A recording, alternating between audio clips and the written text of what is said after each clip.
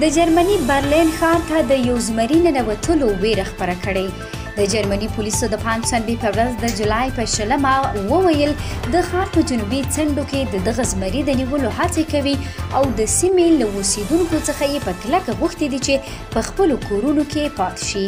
په برلین کې پولیسو نن سهار وختي وروسته له هغه د خطر زنګ وواهه چې د برلین له مرکز څخه 15 کیلومتره لرې د برادنبرګ سیمې اوسیدونکو یو زمری ولیدی چې په سړک یې د یو ځنګلي خنزیر د نیولو هڅه کوله او په اړه یې پولیسو ته راپور ورکړ. د برادنبرګ د پولیسو ویان جامل کیپ وویل د نیمې شپې په شاوخوا کې موږ ته د داسې څه په اړه ټلیفون وشو چې تصور یې سخته و.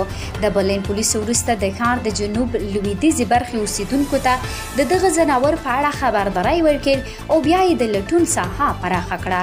د ځایي رسنیو په حواله پولیس په کلاین مخانو او ځینو داسې نورو سیمو کې د هلیکوپټرو په مرسته د لټون عملیات کوي او له اوسیدونکو یې غوښتي دي چې په خپلو کورونو کې پاتې شي. د برادنبرګ د پولیسو ادارې په ټویټر پاڼه کې ویلي دي چې کورني حیوانات هم باید د کورونو دننه پاتې شي. تر اوسه معلومه نه ده چې دا زمری له کومه ځایه راغلی دی.